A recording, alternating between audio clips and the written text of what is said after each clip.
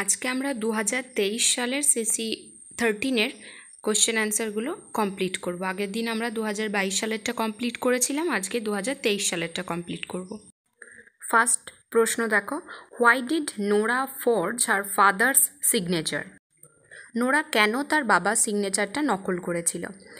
এই এ doll's house এবং waiting for Godot এই দুটোই হচ্ছে তোমাদের সিসি 13-এর ডিটেল স্টাডিজ। তো এখান থেকে তো এই দুটো চ্যাপ্টার থেকেই শর্ট প্রশ্ন আসবে এবং এই দুটো চ্যাপ্টারই খুব ভালোভাবে তোমাদেরকে পড়ে রাখতে হবে। In A Doll's House by Henrik Ibsen, Nora forged her father's signature to secretly obtain a loan needed to save her husband Torvald's life, as he was ill and needed a trip to Italy for recovery. Next কোয়েশ্চেনটা দেখো, what was doctor rank suffering from? Doctor rank কোন রোগে ভুগছিলেন? এই একই প্রশ্ন কিন্তু আমরা আগের ইয়ারে অর্থাৎ 2022 সালের কোশ্চেনে কিন্তু পেয়েছিলাম, একই ধরনের কোশ্চেনটা। অ্যান্সারটা দেখো, Henrik Ibsen's play a doll's house, doctor Rank was suffering from the consumption of spine. It is a moral disease. He is genetically inherited the disease from his father who led a dissolute life. Doctor rank এই রোগটাতে ভুগছিলেন কারণ তিনি এটা তার বাবার কাছ থেকে পেয়েছিলেন রোগটা জেনেটিক্যালি, কারণ তার বাবা খুব ভালোভাবে তার জীবনটাকে কখনো কাটায়নি, অর্থাৎ নিজের শরীরের দিকে সে কোনো যত্ন নেয়নি। আর বলে রাখি, যে কোনো শর্ট প্রশ্ন হোক বড় প্রশ্ন হোক, সেখানে অ্যান্সারটা লেখার সময় তোমরা ওটা কোন গল্প বা কোন কবিতা, তার লেখক বা কবি তাদের নামগুলো একটু উল্লেখ করে দিয়ে অ্যান্সারটা লিখতে স্টার্ট করবে, তাহলে সেটা ভালো হবে খুবই অ্যান্সারটা। আমি এখানে চেষ্টা করেছি সেটা করে দেওয়ার। আর যে কোনো ব্যক্তিরই তার পরিচয়টা কী, এর আগে যে কোশ্চেনটা পেলাম ডক্টর র্যাঙ্ক অথবা নোরা অথবা হেলমার, এরা কে ছিলেন তাদের পরিচয়টা তাদের নামের পাশে কমা দিয়ে তাদের পরিচয়টা লিখে দিয়ে তারপর তুমি অ্যান্সারটা লিখতে যদি স্টার্ট করো, তাহলে অ্যান্সারটা খুবই ভালো হবে, সেখানে তোমার নাম্বার কাটার কোনো জায়গা থাকবে না। অর্থাৎ হেলমার কেন ক্রকস্ট্যাডকে তার জব থেকে ডিসমিস করে দেওয়ার কথাটা ভেবেছিল, সেই কারণটা। তোমরা প্রশ্নের মানেগুলো নিশ্চয়ই বুঝতে পারছো, তাও আমি একবার করে বলে দিচ্ছি। এই অ্যান্সারটা দেখো, হেলমার। এবার হেলমারের পরিচয়টা এখানে দিলে, সে কে না the husband of Nora, wanted to dismiss Krogstad, ক্রকস্ট্যাডকে না the friend of Helmer, and also his office colleague because he considered him morally corrupt and felt insulted by Krogstad's lack of respect and overly familiar behavior at the workplace. তাহলে কারণটা কি হলো? কারণ সে যেহেতু হেলমারের office colleague ছিল, এবার হেলমার যখন bank manager হিসেবে তার পদটা পেল, ক্রকস্ট্যাড তার সত্ত্বেও তার সাথে বন্ধুর মতন ব্যবহার করত। সে তার ম্যানেজার বলে কিন্তু তাকে আলাদাভাবে সম্মান করতো না, অর্থাৎ স্যার সম্বোধন করতো না, তাকে অফিসেও ক্রকস্ট্যাড হিসেবেই ডাকতো। সেটা হেলমারের পছন্দ ছিল না। তাই সে, যেহেতু তার হাতে পাওয়ার ছিল, সে একজন ব্যাংক ম্যানেজার, তাই সে ক্রকস্ট্যাডকে তার জব থেকে ডিসমিস করে দেওয়ার কথাটা ভেবেছিল। তোমরা গল্পগুলো নিশ্চয়ই ভালো করে পড়েছো, অ্যান্সারটা তোমাদেরও জানা, আমি বলে দিচ্ছি একবার করে তাও। আর গল্পগুলো ভালো করে পড়া এখনও অবধি না হয়ে থাকলে কিন্তু টেক্সটটা একটু ভালো করে পড়ে নিও। 4 নম্বর question, what desperate remedies did Nora think of adapting in order to save her family from ignominy? Ignominy means অপমান। নোরা তার পরিচয় দিলে, the protagonist of the play a doll's house, wants to run away from her home but she thinks about committing suicide to save her family from ignominy. সে তার পরিবারকে অপমানের হাত থেকে বাঁচানোর জন্য ভেবেছিল হয় পালিয়ে যাবে আর না হলে সে সুইসাইড করবে। Why did Mrs Lind marry a person whom she never loved?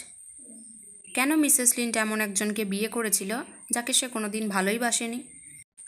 Mrs leaned, সে কে না the friend of Nora, had a family which was financially dependent on her. She had her mother and 2 younger brothers, so to keep them financially secure, she married a rich person, sacrificing her own love for Krogstad. তার পরিবারে যেহেতু তার মা এবং 2 ভাই ছিল, তাদেরকে আর্থিক দিক থেকে সাহায্য করার জন্য সে একজন রিচ পার্সনকে বিয়ে করেছিল, কিন্তু তার সাথে লাভ রিলেশনশিপ ছিল ক্রকস্ট্যাড। এবার ক্রকস্ট্যাডের সাথে তার বিয়েটা এই জন্যই হয়নি কারণ ক্রকস্ট্যাড তখন অবধি কোনো ফিনান্সিয়ালি সে সিকিওর ছিল না।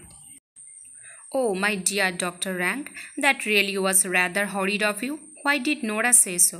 নোরা কেন ডক্টর র্যাঙ্ককে এরকম কথাটা বলেছিল? Nora says this when Dr. Rank, the family friend of Helmer's, confesses his love for her, shocking her as she only saw him as a friend and was relying on him for help with her secret. What, according to Helmer, was Nora's most sacred duty? হেলমারের মতে নোরার সবথেকে sacred অর্থাৎ পবিত্র কাজ কোনটা? According to Torvald Helmer, the most sacred duty of Nora was to follow the command of Torvald and raise the family sincerely. অর্থাৎ টরভেল্ডের কমান্ডগুলো মেনে চলা এবং তার ফ্যামিলির দিকে তার খেয়াল রাখা, কারণ সে হচ্ছে একজন ওয়াইফ এবং পাশাপাশি একজন মাদার। তার এখানে এইটাই হচ্ছে স্যাক্রেড ডিউটি, মাদার হিসেবে তার দায়িত্ব পালন করা এবং ওয়াইফ হিসেবে তার দায়িত্ব পালন করা। Why did Nora hide the macaroons in the very beginning of the play? Nora কেন ম্যাকারুনগুলো লুকিয়ে ফেলেছিল প্লের একদম প্রথম দিকে? At the very beginning of the play a doll's house, Nora was hiding the macaroons because in her household Torvald, her husband, forbade her to take that.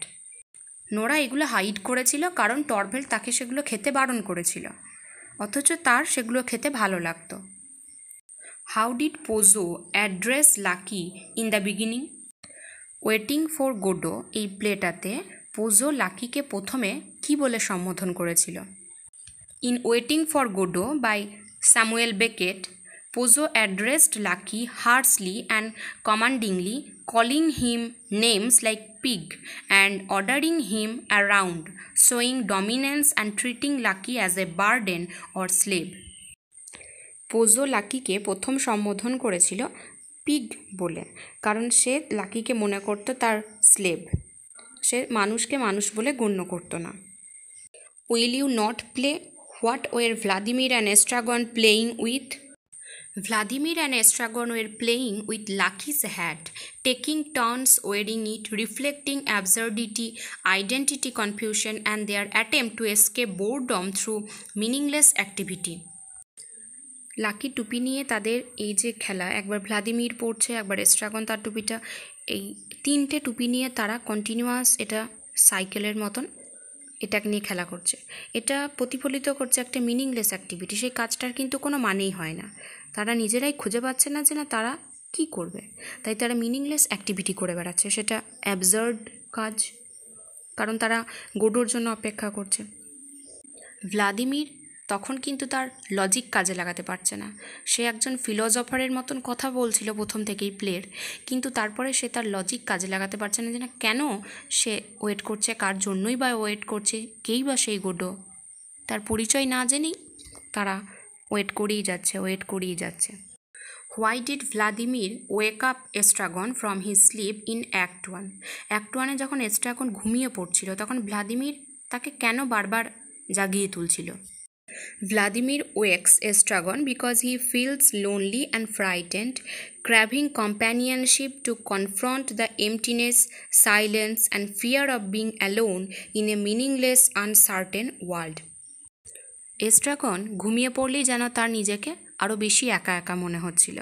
এই uncertain meaningless ওয়ার্ল্ডে তার একাকিত্ব, যেখানে পরিবেশটাই শূন্যতা, নীরব, সেখানে তার একটা কম্প্যানিয়নের দরকার, তাই সে এস্ট্রাগনকে ঘুমাতে দিচ্ছিল না। How did Vladimir enter the stage at the beginning and why? At the very beginning of Waiting for Godot by Samuel Beckett, Vladimir enters the stage after Estragon, who is already present and struggling with his boot. Vladimir's entrance is deliberate but hesitant, and it reflects his role in the duo and the tone of the play. It's a reasonable percentage. What did Vladimir mean by the expression reasonable percentage? Vladimir refers to the small chance that Godot might actually come, suggesting that even a slim hope is enough to keep them waiting despite the uncertainty and absurdity. How did the play waiting for Godot end? Waiting for Godot প্লেটা কীভাবে শেষ হয়েছিল?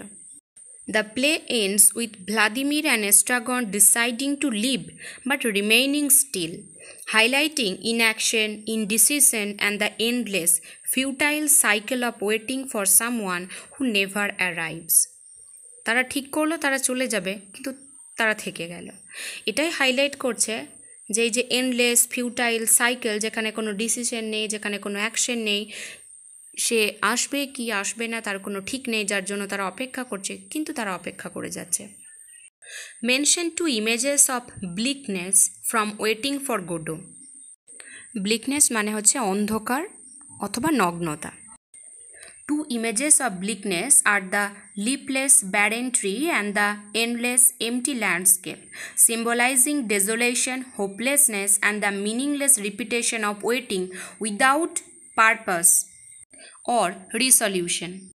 এখানে তাহলে ব্লিকলেস কোন কোনগুলো symbolise করছে? দুটো ইমেজ হচ্ছে, একটা হচ্ছে লিপলেস আর ব্যারেন ট্রি, যেটা অনুর্বর এবং একটাও পাতা নেই সেরকম গাছ, এবং আর একটা হচ্ছে যেটা ফাঁকা জায়গা, গোটা জায়গাটাই হচ্ছে এমটি ল্যান্ডস্কেপ এবং একটি মাত্র গাছ। এটা ব্লিকনেসকে সিম্বলাইজ করছে।